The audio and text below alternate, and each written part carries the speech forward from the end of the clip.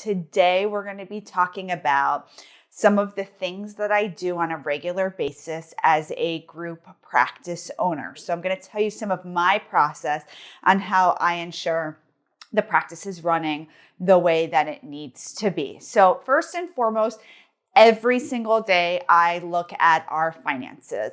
I peruse money's in, money's out, what checks have cleared, how much insurance payments have come in. I cross-reference that with TherapyNotes and look at the revenue report. I want to check any inconsistencies just that I can see very briefly. I'm not doing like an in-depth analysis, but I'm definitely just like seeing, okay, we brought in this much revenue in TherapyNotes. This is how much money we have in the bank. Does it make sense? Is it pretty close? Did we add an extra zero when we paid somebody? No, we never do that. Knock on wood. But I just want to make sure that checks haven't been cashed that are really old. So every blue moon that happens, we'll have to reimburse somebody or reimburse an insurance. And then this $500 check came through. It's not like a make or break, but I'm like, oh, okay, that went through. And I just want to make sure, again, that we're on track with our revenue for the month. We're always making sure that we know what our key performance indicators are for the month. And one of them is revenue. And I can see that. I can see how it compares. And if I'm really doing a little bit more of an analysis, I'm comparing to where we were last month to this month, maybe a month that we hit our income goals, maybe a month that we didn't hit our income goal. And I'm cross-referencing and comparing all of that. Something else that I take a look at is openings that we have available. We keep a spreadsheet of all the therapists, how many sessions they have available, and then how many openings they have for a week. We actually use that to hire. We know that if we are 70% full, then we need to hire. We don't always hire because we might not have office space. We look at a different metric for that. I look at that once a month. I don't look at that every day, but I will look at the openings on a regular basis because I want to see, we have a goal of how many intakes we want to have every month, every week, even really every single day. My team has a number, and whether we hit that or don't hit that is usually directly related to how many openings we have. The more openings we have, the more intakes we can book. The less openings, the less intakes. And then the same thing, the more office space we have available, the more that we can hire, the more that therapists can expand their schedules. And then the more openings we have and the more intakes we can book. So I want to see how that all flows together. That's very important for the pulse of our business. I also will check in with my team on a regular basis. We have a leadership team group chat. We're always talking there. We're always discussing what's going on. It's not over the top, but it is a way for all of us to check in, to know we're present, to know, what we each have going on. And if there's any immediate issues that need to be handled by myself or somebody else on the team.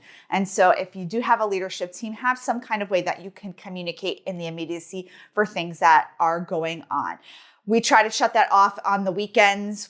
I will, if I see something, because I'm always perusing Facebook on the weekends, especially I am still nursing my little ones in case anybody was curious about why I'm perusing Facebook on the weekends. A lot of the times when I'm doing that, I am also reading through Facebook groups and I'll see something and I'm like, hey, I saw this, don't answer till Monday. I just will forget if I don't throw it in the group chat, something like that.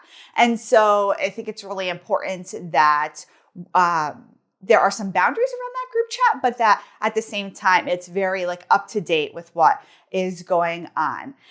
Some other things that I'm looking at, maybe not every day, but certainly over the week, is our website and our social media. What's the pulse there? Does something need to be updated on the website? Are we accurately reflecting what's going on for our services? Are our blog posts up to date? Same thing with social media. Has anything kind of shifted in social media? Do we have a post that went viral? Do we have a lot of comments in a particular post? Do we need to put some engagement there? And so being clued into your social media is a part of your process.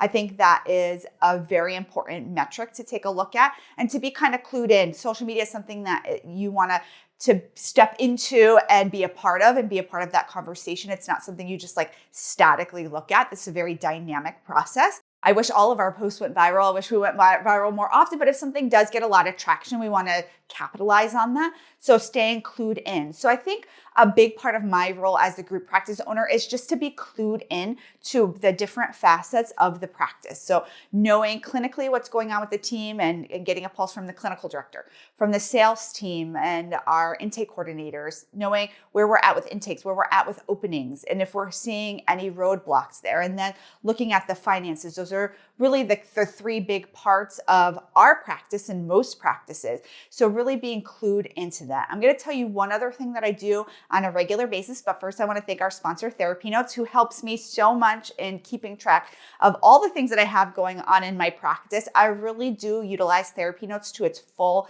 potential. I pull reports all the time. We look at balances, we look at credits, we look at intakes, we look at notes written, we look at how many clients we have from each payer. We look at how much revenue we've taken in from a payer, from a location, from a clinician. It's really so fantastic.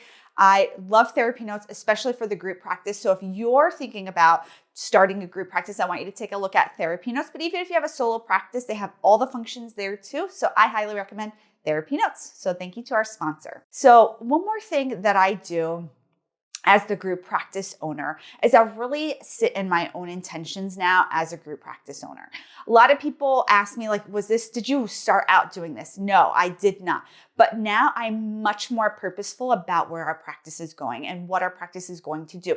And I'm thinking about the vision and the mission and the direction of the practice. So I spend time reflecting on that. I spend time in my own process in exploring where the practice is going, where we want our leadership team to go, where we want to go clinically, where we want to go in all aspects of the business. So there's this like internal process that happens as well. So everything is not just external. I'm not just reading numbers. There is also this internal part that is happening for me. And I think that the most successful practice owners are able to balance that, right? They're able to balance their own experience, how they process things, what they believe in, what their core beliefs are, and all of the external stuff. They're not scared to look at numbers. They're not scared to look at KPIs. They're not scared to look at metrics. They're not scared to go out on social media, right? And so there's a balance between those two things that really leads to a successful practice. I will see you soon, everybody. That's all for today. Bye.